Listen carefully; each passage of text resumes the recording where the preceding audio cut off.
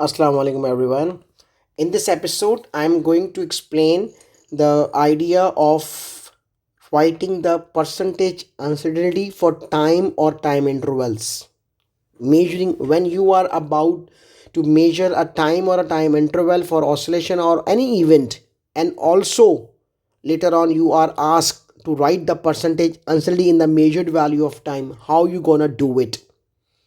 In my previous videos, I have mentioned about the distances, angles, heights, depths. Now it's the time to discuss the time. Alright. So, idea for percentage uncertainty in writing a time value. Let's take some examples directly. Reference October November 2007, paper 32. That's a question 2. It means you can also write something for the report as well, which we will inshallah cover in the next video, some in the upcoming videos. All right, now release the cone from a short distance above the top of a meter ruler as shown. Make and record measurements to determine the time for for a cone to fall through a distance h from the top of the meter rule. Estimate a percentage uncertainty in the value of time, showing your working percentage uncertainty in time. How you gonna write it down? A standard idea, again, let me just tell you, a ratio idea: absolute uncertainty in time divided the value of time, multiply by 100. We are expecting, and a star candidate will mention delta t is what and who is in denominator. He will mention this. I will do this part, but first of all, let's see what mark scheme is suggesting us. Okay, percentage uncertainty in time, absolute uncertainty in time must start from zero point 0.1 or in the range 2.5 seconds. Otherwise, if student has repeated readings, then it can be the half of the range and the correct ratio idea must be there. So now this is a kind of an idea I have mentioned. I let the cone fall from this particular height, and when it exactly landed on the ground, I try to stop my stopwatch. I will try to start my stopwatch when the cone, I releases the cone from this location and it exactly goes from the top of the scale. Because if I declare the height as 100, so I do not have to start the stopwatch when I just release the paper cone. I have to first release the paper cone, wait for a fraction of a second when it just fall and reaches to this level, start the stopwatch. That's tick 0 and that's tick t1. Stop the stopwatch, right? So I recorded a time, let's say 2.01, 1.87, blah blah blah blah blah. Take an average. ये हमारे पास average value. Here is an average value. Now, among this one, the highest recorded value is 2.5, the lowest recorded value is 1.62, divided by 2, it's coming 0.4. 0.4 divided by the average, multiply by 100. I am getting an answer, and this is what we are expecting from the candidate. But there's a one small glitch. Look at the decimal places I have mentioned and what mark scheme is suggested about a decimal place in the absolute value of time. One decimal place. We have mentioned, because stopwatch is more precisely work if you take the two decimal places. If you remember my previous video in which I mentioned how to measure time and write down the answer from the stopwatch, I emphasize on taking the two decimal places. But here in the percentage uncertainty, he is suggesting 0.1 to 0.5. Isn't that a contradiction or a khula tazad? Yes, it is. But let's see, it comes up with a certain level of logic. I will explain this glitch just later on, in a little while. Sorry. Okay, just take another example. I hope you understand the working. The working is must, guys. Always remember that.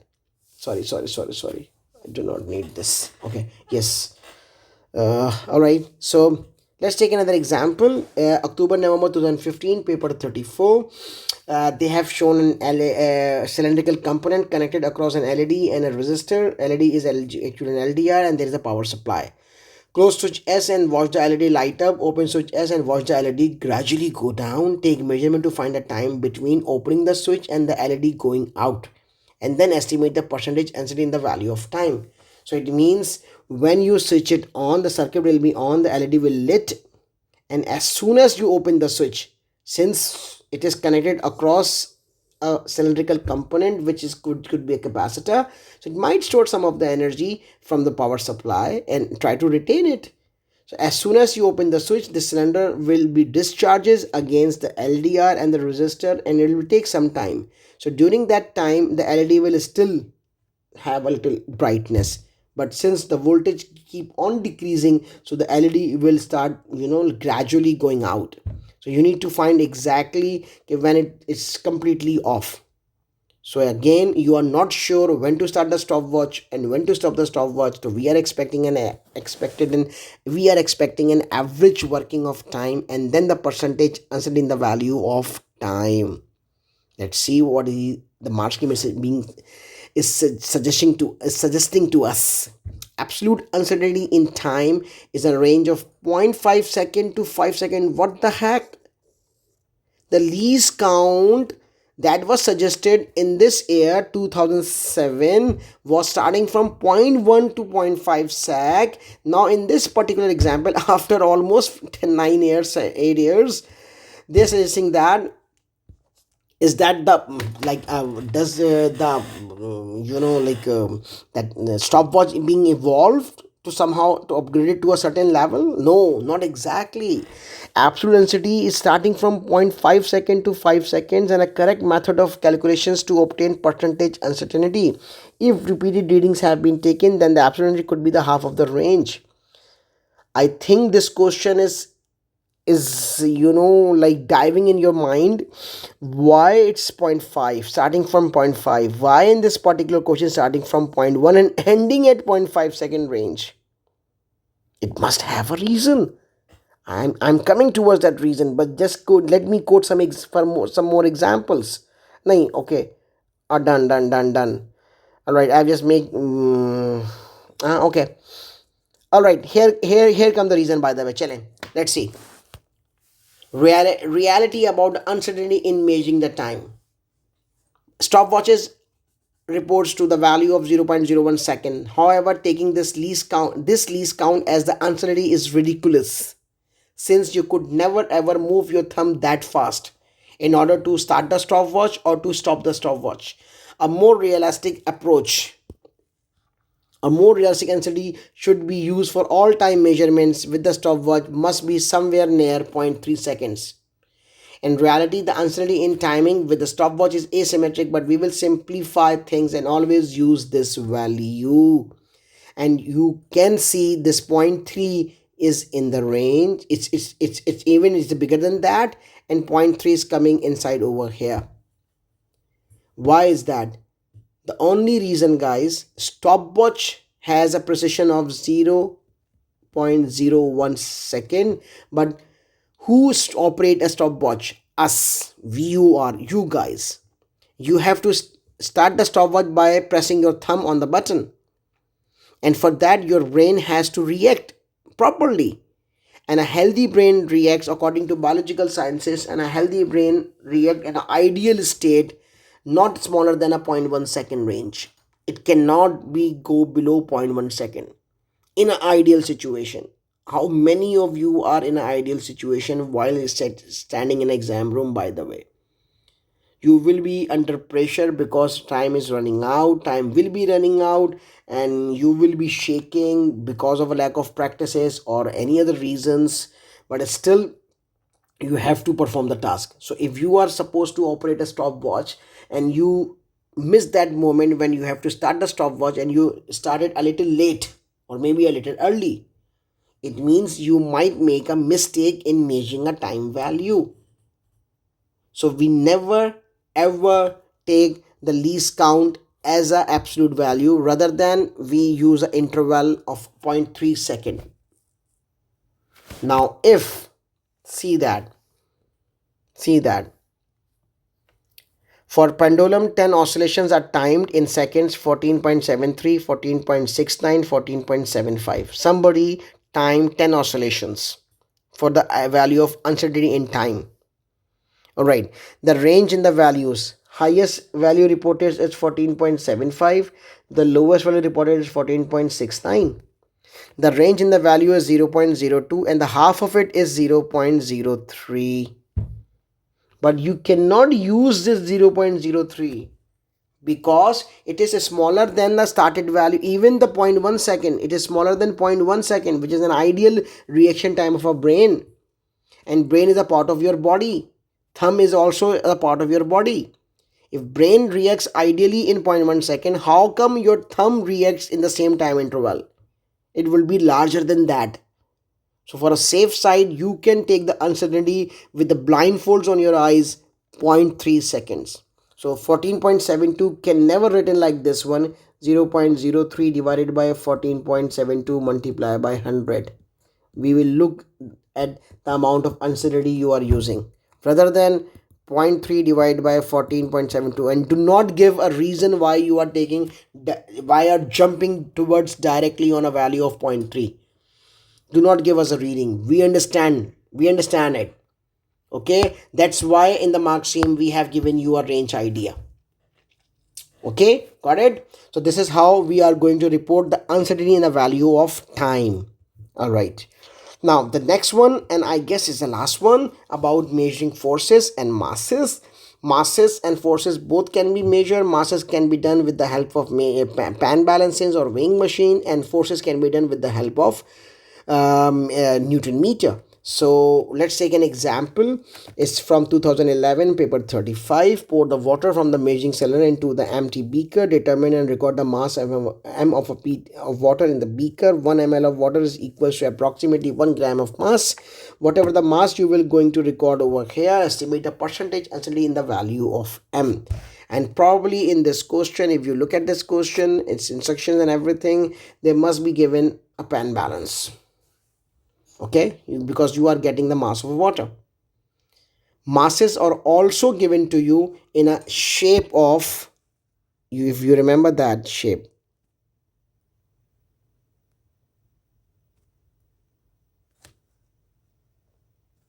and then the slot weights. These are called slotted weights, either labeled 5 gram, 5 gram, 5 gram, 10, 10, 10, 20, 20, 20, or 50 or 100. Masses for while attempting paper 3 and dealing with the masses, if masses for an object, the object is usually a slotted weight. But here in this particular example, the mass is a mass of a water, and they're asking you to estimate a percentage uncertainty in the value of mass m, and that will be measured with the help of the pan balance. Let's see what mark scheme is suggesting. Absolute uncertainty in m is a range of 1 to 5 gram with a unit. Correct method shown to find a percentage uncertainty. It means we are expecting the bacha can tell us how he's going to write del m, then upon m, multiply by 100 to get the final answer. And this will be coming from the range when we are dealing with an idea of how much amount of mass is provided to you. So always remember, the standard masses are less accurate than you would think and vary considerably. Generally consider the uncertainty to be 1%. This is a standard suggestion provided to you. For instance, if I have given 100 gram, 100 gram, 100 gram, 100 gram, 4 slots, take a 1% of it. 1% of 100 gram, it is going to be 1 gram. So 1 gram is the absolute uncertainty, divided by 100, multiply by 100 value. Similarly, if I have the slotted weights in the form of thousands, like in kgs, sorry, then again a 1% of that one is going to be the 10. So this is a kind of a one standard, right, for writing the uncertainty in the value of mass. Otherwise, you can use for m del m upon m, where delta m would be the least count of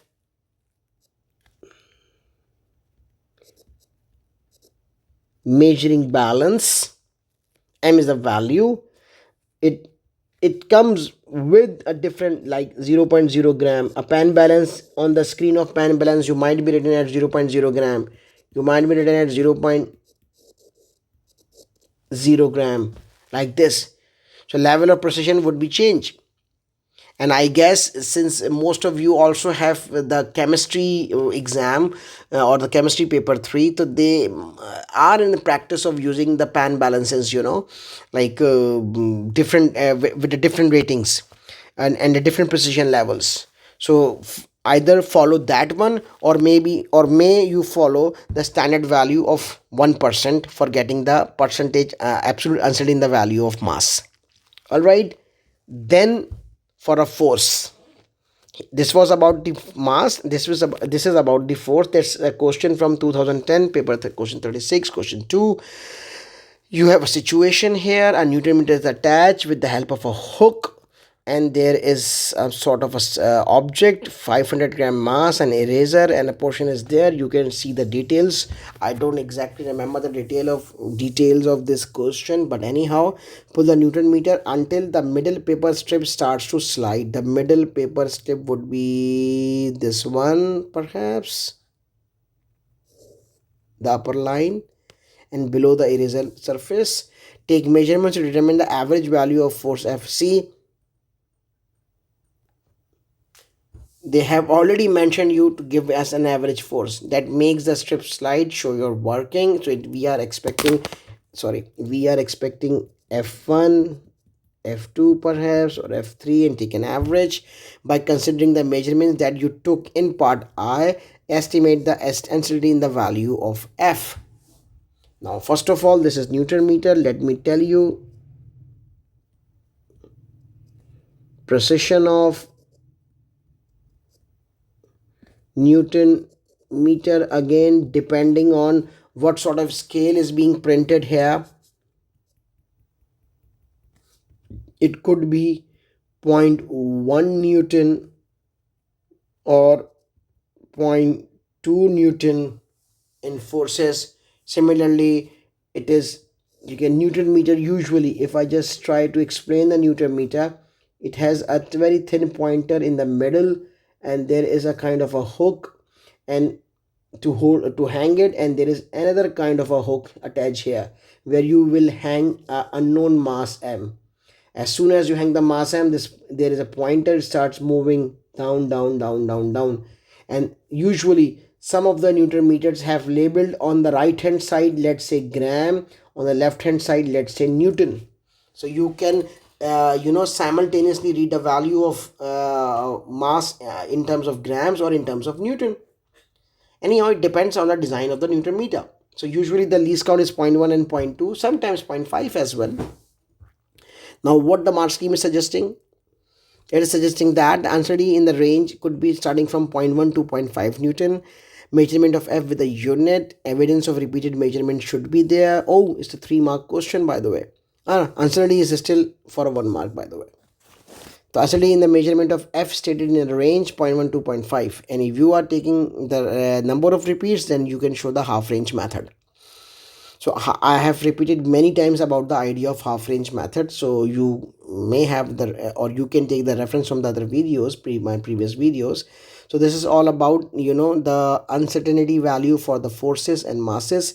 They usually are not much in frequency, I must say, but time, distances, and angles, like they are it's a packet full of all these things. If you just look at back till 2010 or maybe 2015, all the question papers for paper 3, then you mostly find about the uncertainties in the distances, heights, and like the angles, like this. All right. So I hope you have understand the idea of getting the uncertainty in the value of masses and the forces. Inshallah, we are going to discuss much more still is left. How to plot a graph, and then the calculations, and then type 2 reports and everything. Inshallah, we will cover in the next videos. Thank you very much. Allah Hafiz.